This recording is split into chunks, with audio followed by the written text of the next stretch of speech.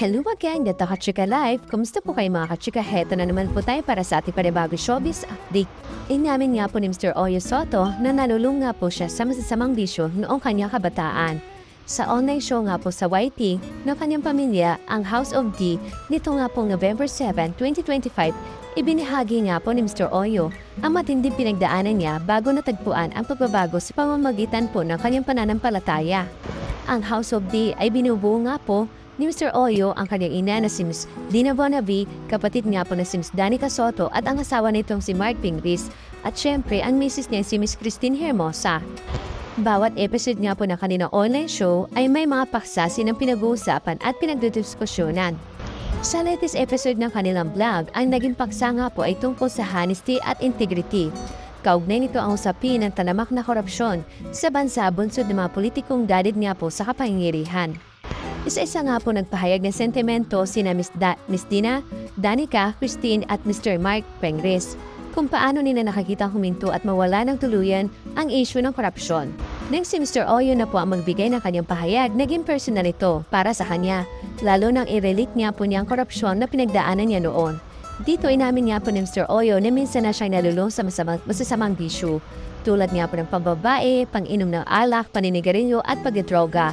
Dahil sa mga ito, nalugmok daw ng gusto ang aktor, dahilan para magsisi siya at magbaliklog na po sa Diyos. Saad nga po niya, sa experience ko na corrupt din ako dati. I was corrupted kasi sinungaling ako ng babae, nagde-drugs, umiinom, nagsisigarilyo at kung ano-ano pa. Pero when I met Jesus, na nagkaroon ako ng relasyon sa Kanya, doon naayos yung buhay ko. Paano? Repentance. So when you repent, alam mo nang mali yung ginagawa mo, corrupted ka. Diba, mag-repent ka. Ito raw ngayon ang nakikitang paraan ni Mr. Oyo para matigil na ang paggawa ng masama na mga ganit nga po sa politiko. Kung lubusan daw silang pagsisisihan at iwawasto ang kanilang mga kasalanan, ay tiyak na matutugtugan na ang nakawan sa gobyerno. Sabi pa nga po niya, true repentance bring change para sa akin. Kasi if you're just gonna say sorry, uulit-ulitin mo lang yon. Sige, balik mo nga yung pera, babalik mo yung pera, pero kapag medyo lumalamig-lamig na okay na yung taong bayan, kuha ka ulit. Kasi ang ginagamot mo lang yung bunga, wag, gamutin mo yung ugat.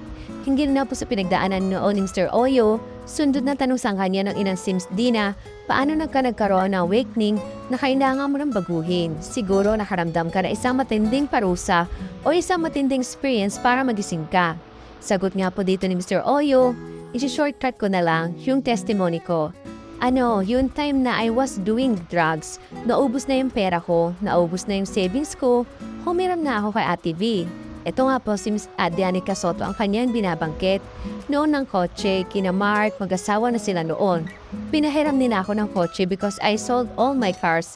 Binenta ko lahat ang akin mga sasakyan. Si Daddy, ang tinutukoy niya po ay si Mr. Big Soto. That time, he had 2 cars. Ako, I had 5 cars. Magpapakalayo ako noon, isolated kasi nga may ginagawang mali. Si Mr. Mark at ate, pinahiram ako ng kotse kasi ayun yung time na binenta ko na lahat. Tinignan ko yung ATM ko, 2,000 pesos na nang laman. Alam mo yun, sa kakainim ko, kakabili ng droga, mga ganun, naubos yun. Buti na lang daw ay wala pang asawa at ibang responsibilidad no si Mr. Oyo nung malulung nga po siya sa masamang bisyo. Ang pagiging walang-wala raw ang nagpagising daw kay Mr. Oyo sa realidad na kailangan niya magbago at magbaliklog nga po sa Panginoon para magkaroon ng direksyon ang kanyang buhay. Lahat nga po niya, binenta ko lahat ng sasakyan, doon ako natuto. Parang kailan kong namadapa ka ng sobra-sobra, parang kailangan humampas yung mukha ko sa putik bago ko ma-realize na hindi ko pala kaya to. Tapos wala akong trabaho and that was only for 2 years. Wala akong trabaho noon tapos sabi ko, Lord, ayoko na, surrender na ako. Doon nagkaroon ng chance nung sinabi ko na hindi ko pala kaya ito mag-isa. As in, hindi talaga, wala talaga. Malungkot nga pong pahayag ni Mr. Oyo Soto. Tala, dumako naman po tayo sa Banati Showbiz Update. Ito na nga po Mr. Gerald Anderson at Miss Julia Barreto, di nga raw po totoong nagkabalikan. Yes, may nasasabi po na hindi daw totoong nagkabalikan sila Mr. Gerald Anderson at Miss Julia Barreto. Nang magkita nga po na magkasama sina Miss Julia Barreto at Mr. Gerald Anderson sa week nga po ng tsuhin ng una, ay kumalat agad po ang chismis na nagkabalikan daw po sila. May mga nag-assume nga po na agad na nagkabalikan nga sila dahil sabay rin daw po silang umalis sa burol. Pero since then, kung mapapansin nga po natin ay wala nang sighting kina Miss Julia at Mr. Gerald. Although may lumalabas nga na kesyo ready na po sila magpakasal, after the rumor balikan sa atin nga pong pananaliksik na may nakita nga po tayo na ito daw po sinasabi daw po na hindi raw po totoo nagkabalikan sina Miss Julia at Mr. Gerald. Pero interesting twist ang kwento nung malaman na po natin. Sa dalawa, ang surprising ay si Miss Julia raw ang nakipag-break. Habang ngayon nga po ay si Mr. Gerald Anderson ay busy-busyhan nga po sa pagtatrabaho. Mukhang si Miss Julia ay nagkaroon daw ng change of heart. Wala rin daw third party lalo na nga po sa part ni Mr. Gerald na napagbintangan po na may iba ng araw po siyang karelasyon. Napag-alaman din po natin na single pa rin daw po itong si Mr. Gerald at nakafocus na ngayon sa trabaho.